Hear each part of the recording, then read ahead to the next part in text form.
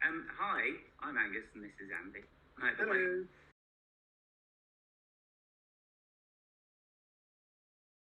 Brilliant. It was the best. It was brilliant. I think also because the Hungary is such a brilliant place. Like Budapest, where we were, is an incredible city.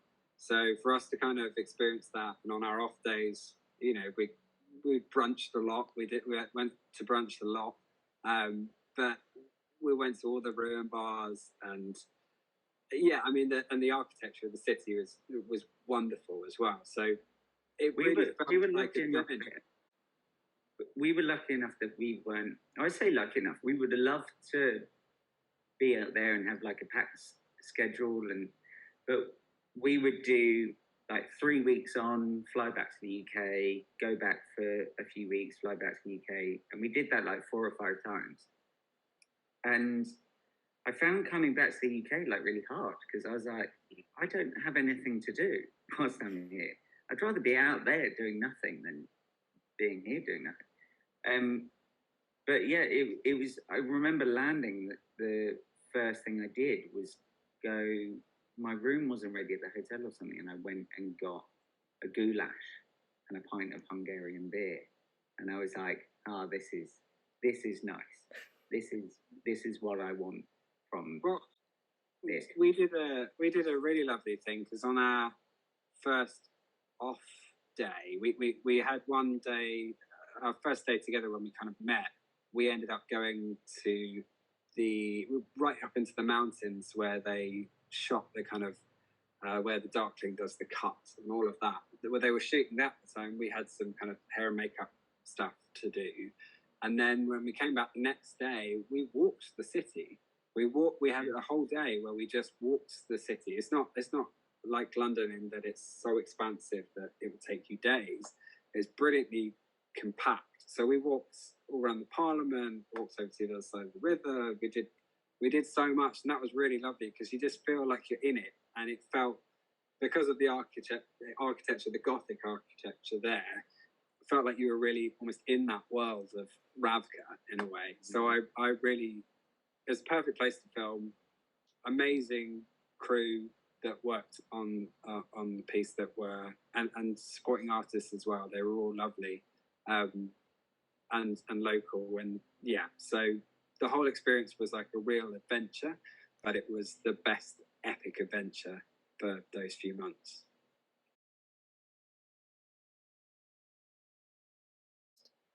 I know Angus's favourite scene. Yeah, I had a favourite scene that got cut, but that's fine. It wouldn't have fit. But my favourite scene is when. Sorry, my mum is knocking at the window again. It's really distracting. My favourite scene is us talking about the stag poo, because it was our audition scene, and we had like been thinking about it sort of the whole time. Apart, like, forgetting every other scene, we were like, this stag poo scene is the one.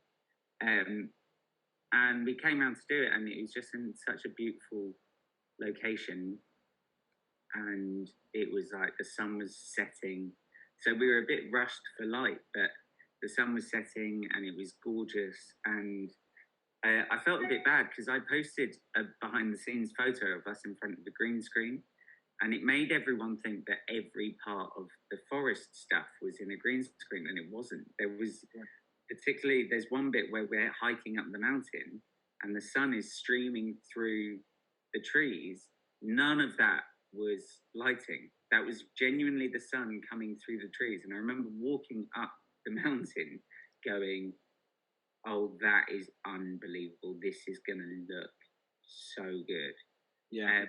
And you could feel it. And the take that they ended up using, Dan had let us like hike up for like 5 minutes before shouting cut. That whole day was my favourite day. And I fell asleep in my chair, sat upright. I've got pictures to prove that. Yeah, that'll come out shortly, I'm sure. Yeah. Yeah. I think, I don't have a favourite scene specifically. I really loved all of that journey with Mal, just trekking through the snow and all of that. I really, really did love our fight scene.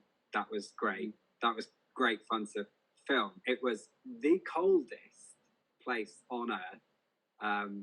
The snow wasn't real, but we were in an old steel factory, I think, and it was so cold. We had, thermals on and everything, big old boots, but I think it was partly, maybe it's just the emotional release. I won't ruin it for anyone that hasn't watched it yet, but certainly at the end of that scene, we were on the floor and it was so cold and it felt like hypothermic.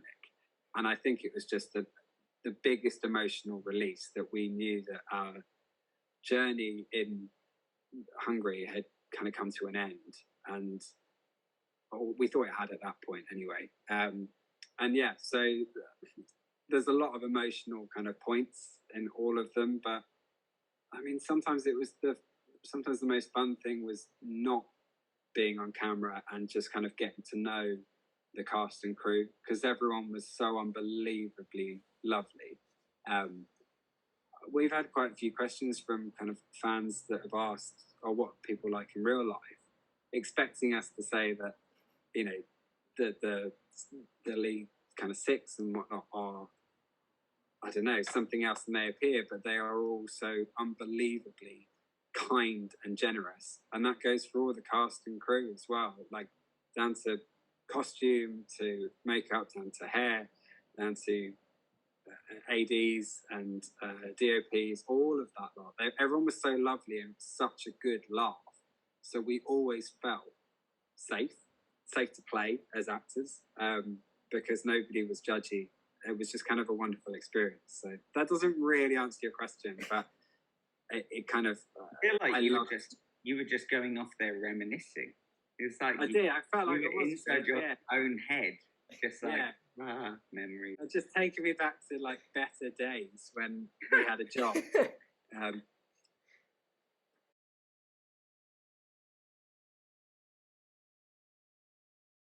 crossover. I don't know if one would work. It's so kind of full that. I've got one, and it's a show. It's a film. I would cross over Shadow and Bone with Star Wars, and then we would learn, right, that Mikhael and Dubrov are force sensitive, and they've just come to it late.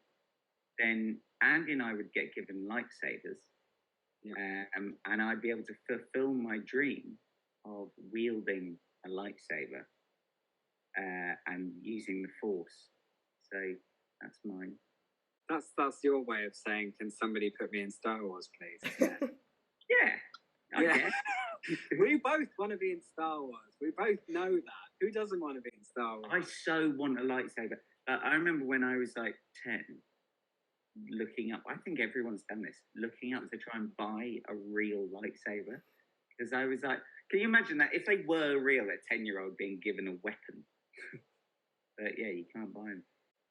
I don't know if there would be, the only other crossover that you could kind of do would be another fantasy world. So it would be something like Lord of the Rings. A lot of people have said our energy is kind of Mikhael and Dubrov are very Merry and Pippin-like, which is, I mean, it's very lovely for us to hear because we love those characters, but it is kind of like that. And so that would be a good crossover to see those two worlds collide. But I do think that there's so much within Lee's writing and the world that she has created that it would be hard to cross it over with anything. I think I'm just being mischievous because I don't want to see this, but I'd be so interested to see like a Breaking Bad crossover. Just, it couldn't be done. Mikhael and Dubrov, Cook Met. Cook Met in Ravka. Yeah, I mean, we keep saying, in a world where a man can create shadows out of his hands, anything's possible. So if you want us around, we'll always be there to answer the call. But yeah.